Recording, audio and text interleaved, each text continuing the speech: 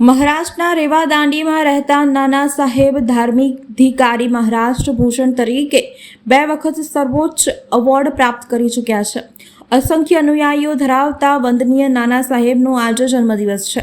ત્યારે નાના સાહેબ ધર્માધિકારી પ્રતિષ્ઠાન દ્વારા તેમના અનેક અનુયાયીઓએ સમગ્ર ભારતમાં આજે સ્વચ્છતા અભિયાન હાથ ધર્યું છે. વડોદરા ખાતે રહેતા તેમના અનેક અનુયાયીઓ ખોડિયાલનગર ખાતે આવેલા સફેદ મકાનોના પરિસરમાં સ્વચ્છતા અભિયાન હાથ ધર્યું હતું.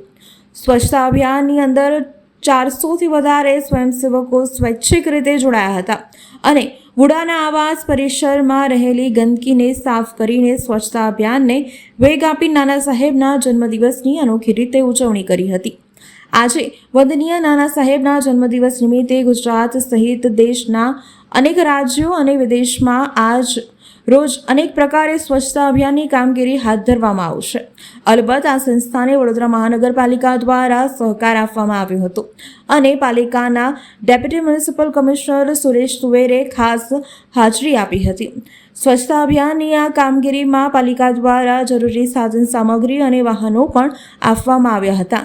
નાના સાહેબના જન્મદિવસ નિમિત્તે યોજાયેલા સ્વચ્છતા અભિયાનમાં ડેપ્યુટી મ્યુનિસિપલ કમિશનરે ઉપસ્થિતિમાં 400થી વધારે સ્વયંસેવકોને સ્વચ્છતા હંમેશા રાખવાની પ્રતિજ્ઞા પણ લેવડાવવામાં આવી હતી.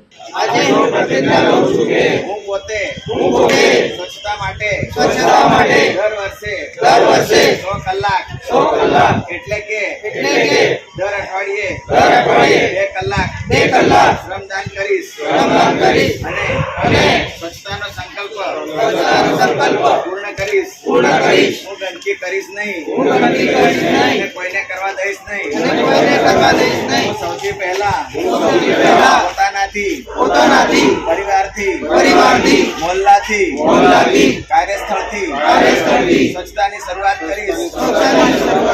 હું હંમેશા મારા ઘર દુકાન અને ઓફિસમાં સૂકો અને ભીનો કચરો જુદો રાખીશ. બજારમાં ખરીદી દરમિયાન પ્લાસ્ટિકની થેલીના બદલે કપડાની થેલીનો ઉપયોગ કરીશ. મારા ઘરે અને ઓફિસમાં રોજગારના સ્થળે સિંગલ યુઝ પ્લાસ્ટિકનો ઉપયોગ કરીશ નહીં.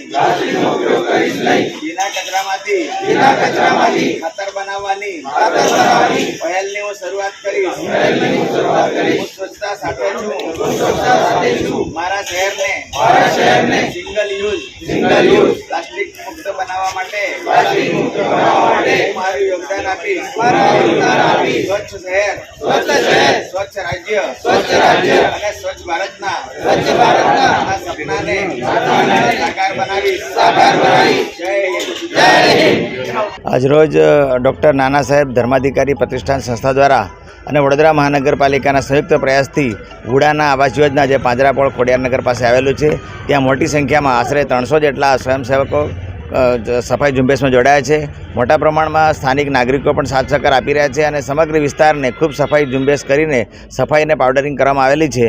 તમામ વિસ્તારના નાગરિકોને પણ અમારી નમ્ર અપીલ છે કે અમારી આવી એનજીઓ પણ સાથ સહકાર આપતી હોય, કોર્પોરેશન પણ સફાઈ કરતી હોય ત્યારે તમામ નાગરિકોની ફરજ બને છે કે આપણા વિસ્તારને સ્વચ્છ રાખીએ અને કચરો કચરાપેટીમાં નાખીએ અને વડોદરા શહેરને સ્વચ્છ રાખીએ અને એવી રીતે આપણા દેશને પણ આપણે સ્વચ્છ રાખી શકીએ. આજે અમારા નાના સાહેબ ધર્માધિકારી અધિષ્ઠાન દેવદંડા અલીબાગથી અમારે જે ટ્રસ્ટ છે અધિષ્ઠાન છે એમના નાના સાહેબનો જે જન્મદિવસ છે આજે અમારા એમના જન્મદિન નિમિત્તે આજે અમે સ્વચ્છતા અભિયાન બરોડા ખાતે રાખેલું છે અને વર્ષમાં અમે રક્તદાન શિબિર બી કરીએ છીએ અને સમાજના જે બી છે એ સારા કાર્ય હોય એ અમે કરીએ છીએ.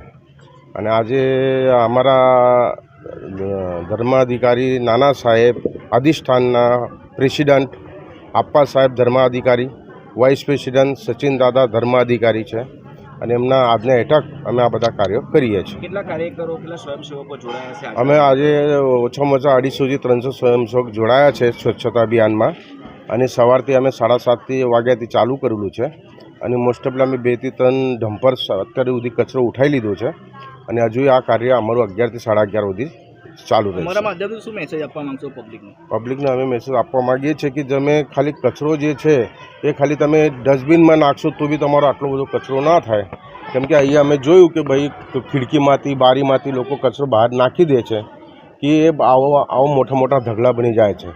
તો ખાલી આટલો જ મેસેજ આપવાનો છે કે જેનો જે કચરો છે ખાલી ડસ્ટબિનમાં બી નાખે તો બી, કેમ કે અમારે આજે જે બરોડા કોર્પોરેશનના કમિશનર સાહેબ બી અમારા જોડે છે અને આ લોકોને અમને બહુ મોટો સપોર્ટ થયો છે આજે કે અમને સાફ સફાઈની સામગ્રીઓ પ્રોવાઈડ કરેલી છે અને આ અમને પણ કંઈક મેન પાવર બી આપ્યો છે. ગાડી ટ્રેક્ટરથી માંડી બધું જ અમને અરેન્જમેન્ટ કરી આપેલી છે. તો જનતાને આટલું જ મારું કહેવું છે કે ભાઈ કચરો તમે જે કરો છો એ ના કરતાં એક ડસ્ટબિનમાં નાખશો કે તમારા ત્યાં જે ગાડીઓ આવે છે એમાં ડોર ટુ ડોરની ગાડીમાં બી નાખશો તો બી સ્વચ્છતા રહી શકે છે.